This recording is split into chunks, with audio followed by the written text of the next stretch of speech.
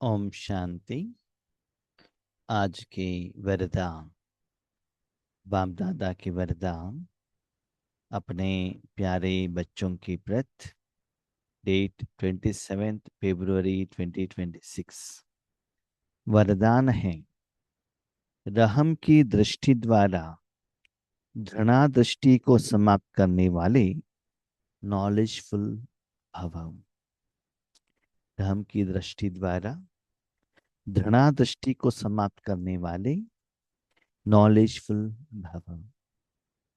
बाबा कहते हैं, बच्चे आप राजयोग तो कर रहे हो, सेवा भी कर रहे हो, लेकिन डे टू डे लाइफ में जिन आत्माओं को जिस भाव से देखते हो ना, उसके आधार पर कर्म भी बनता है और कर्म का फल भी मिलता है। ज्यादातर हमारे पास जो संस्कार है द्वापर युग कलयुग का, जो विकारी संस्कार है, तो जिनको भी हम देखते हैं उनका पाठ देखकर उनके प्रति हमको घृणा आता है। घृणा माना क्या है? ऐसे नहीं रहना चाहिए, ऐसा नहीं करना चाहिए, गलत है, हमारे बात सुनते ही नहीं है, इनको ऐसा ही होना चाहिए। इसको कहते हैं घृणा, है ना। बाबा कहते ऐसे नहीं करना चाहिए। देखो, कोई एक आत्मा शरीर के साथ में है, कोई बीमारी है, तो आपको क्या करना है? और भी बीमारी ज्यादा हो ऐसे कहना है क्या? नहीं है ना। उनका बीमारी ठीक हो, साथ में आप रूहानी सर्जन हो, निमित्त हो। आपका काम है उनकी बीमारी को कम करना, इलाज करना और उनको वहां से बाहर लेकर आना। स्थूल में भी हम देखते हैं, किसी को बुखार आया, कोल्ड आया, कैंसर आया, या घुटने में दर्द हुआ, नहीं तो कोई साइकेट्रिक पेशेंट है जिनको अपने मन बुद्धि के ऊपर कंट्रोलिंग पावर ही नहीं है, तो उनको हम दया भाव से देखते हैं ना।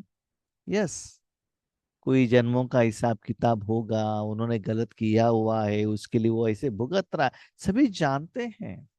फिर भी उनको ऊपर उठाने के लिए हमको सोचना पड़ता है ना।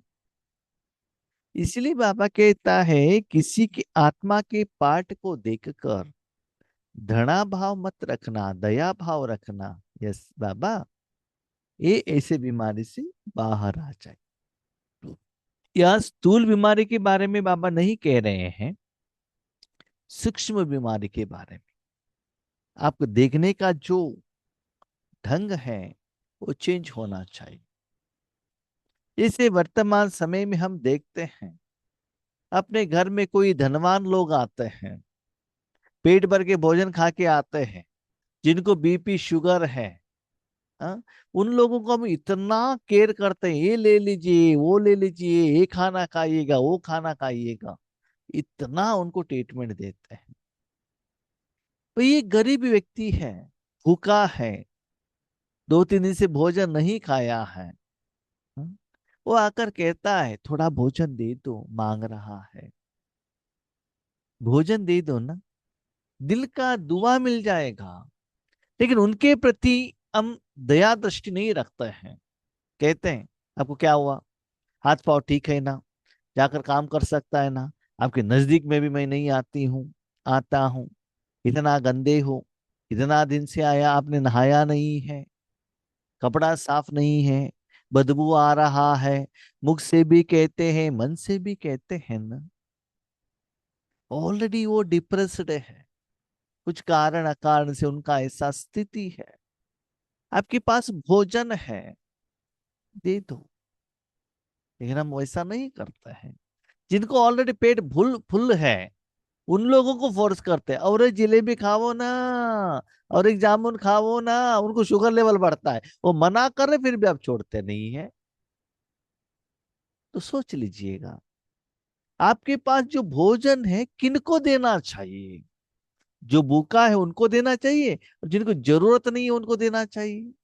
तो ऐसे रूहानियत के रूप में भी, आत्मिक रूप में भी किसी में भी कुछ कमियां हैं, आपको दिखाई देता है, नो डाउट, लेकिन उनके प्रति घृणा भाव नहीं रहना चाहिए।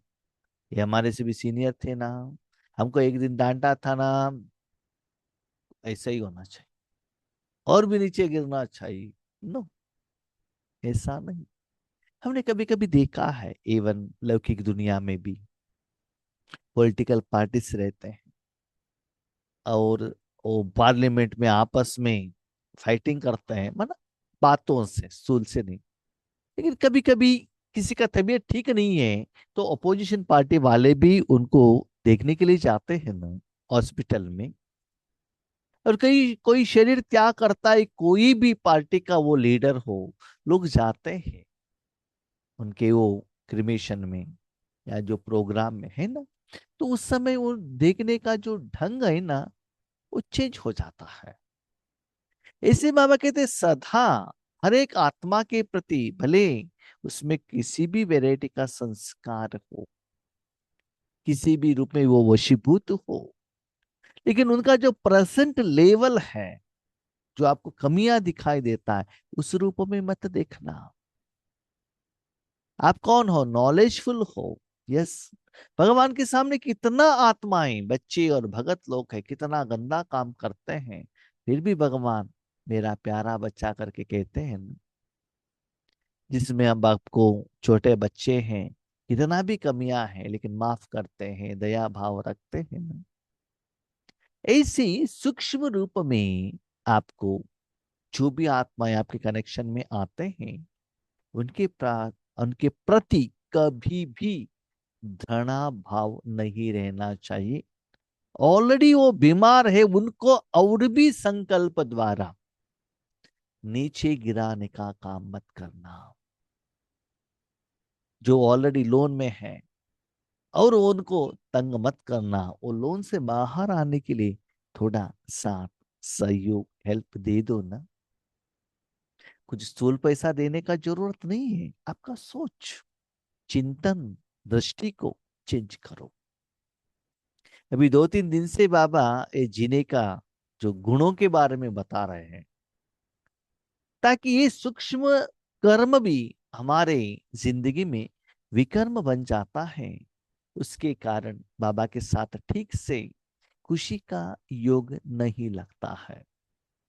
स्थूल रूप में तो हम शरीर को नहलाया, कपड़ा पहनाया, बैड पहनाया, ये नहीं खाया, वो नहीं खाया, ठीक है, लेकिन अंदर मन में जो भी कमी कमजोरियां हैं, वो भी हमारे कर्म और कर्म के फल में बहुत असर करते हैं।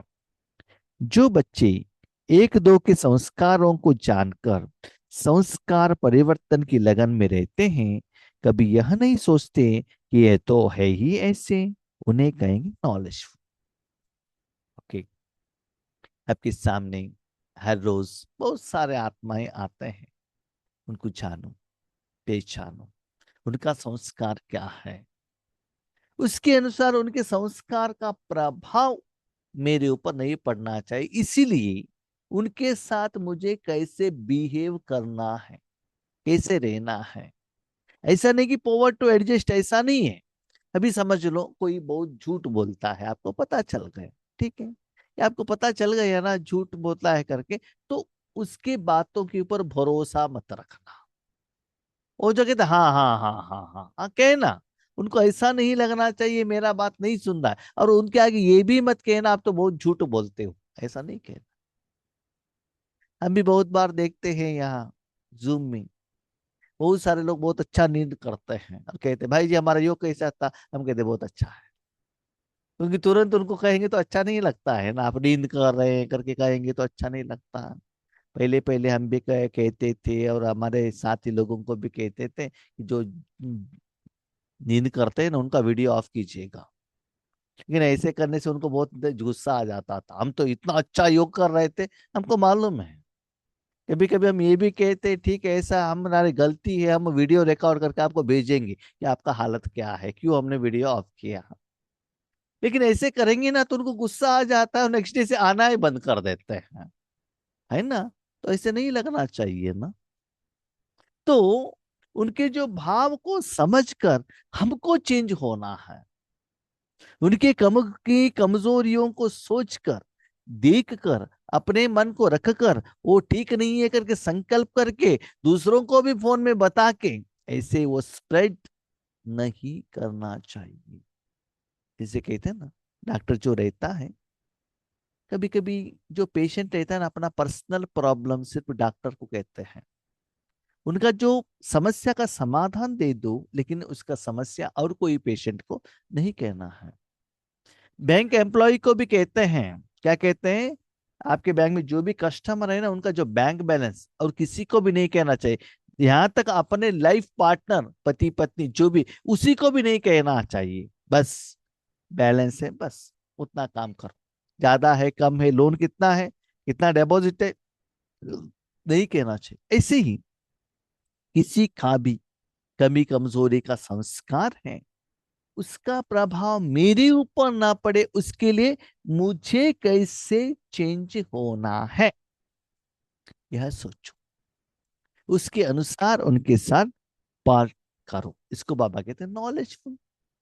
कोई बहुत ज्यादा बातें करते हैं, अब बात करना कम करो, है ना। ऐसे खुद को चेंज करने के लिए क्या करना है, इसको बाबा कहते हैं नॉलेजफुल।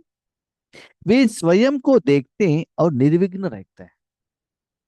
आगे वालों को कैसे चेंज करना वो नहीं सोचते हैं कि मुझे कैसे रहना। देखिएगा, ठंडी आया, दुनिया को आप ठीक नहीं कर सकते ना, अपने शरीर को स्वेटर पहना है, पहनाना है, सेल्फ प्रोटेक्शन।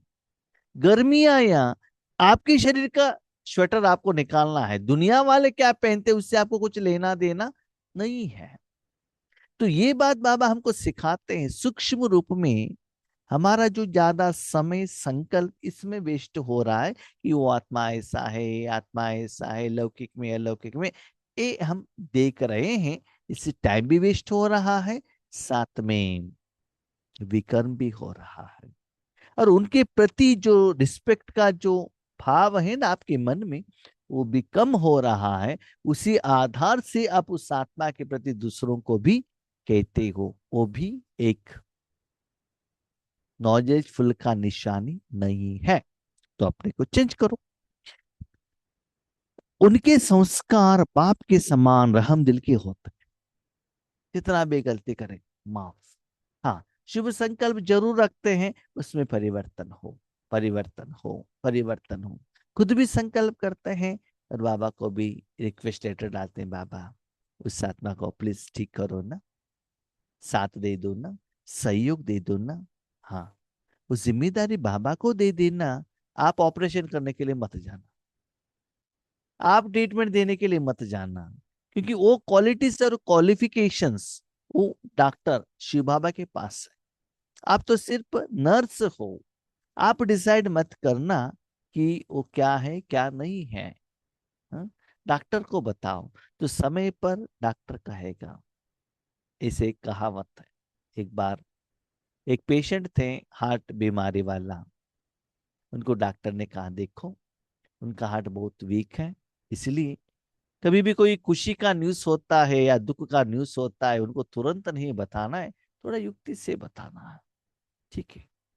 वो मरीज हॉस्पिटल में एडमिटेड था, तब थोड़े दिन पहले उन्होंने लॉटरी लिया था, 1 करोड़ रुपए का लॉटरी लग गया। अभी उनको तो कहना है, घर वालों ने सोचा हम कैसे कहें, वो सुनते ही उनको हार्ट अटैक हो गया। तो ये बात उन्होंने क्या किया, डॉक्टर को बताया। डॉक्टर जी देखिए ऐसा है, आपने कहा है ना युक्ति से बताओ, तो ये इंफॉर्मेशन आप दे दो। तो डॉक्टर गए पेशेंट के पास और कहा देखो समझो, ऐसे ही आपको लॉटरी में 1 करोड़ रुपए लगता है तो क्या होता है। तुरंत उन्होंने कहा डॉक्टर जी मैं आपको दे देता हूँ 1 करोड़, क्योंकि आपने मुझे ट्रीटमेंट दिया है ना। वो अनएक्सपेक्टेशन था ना कि मुझे मिलता है करके डॉक्टर को। तो डॉक्टर का बीपी रेज हो गया, डॉक्टर ने शरीर त्याग कर दिया। तो पेशेंट को ठीक करने के गए थे डॉक्टर और खुद शरीर को त्याग कर दिया। हाँ, ये तो कहावत है और कहानी है, रियल है कि नहीं मुझे भी मालूम नहीं है, बहुत सारे लोग कहते हैं। तो कहने का भाव क्या है, और किसी को ठीक करने के लिए हम जाते हैं और उस सर्कल में हमको फंसना नहीं है। जो भी कहना है करना है वो बाबा को सौंप देना चाहिए। तो आपका संस्कार बाप समान रहम दिल का हो। रहम की दृष्टि घृणा की दृष्टि को समाप्त कर देता है। ये ऐसा ही है, ये चेंज होने वाले नहीं है, सदा गुस्सा करते ही रहते हैं, इनका संस्कार ही ऐसा है, इसको कहते हैं घृणा दृष्टि। नहीं, एक ना एक दिन ये चेंज होंगे, जरूर परिवर्तन होंगे, परिस्थिति इनको परिवर्तन कराएगा। ऐसी थोड़ा अंदर से क्या करो, उनके प्रति भावना को रखो, वो दया दृष्टि क्या होगा, घृणा दृष्टि को समाप्त करेगा।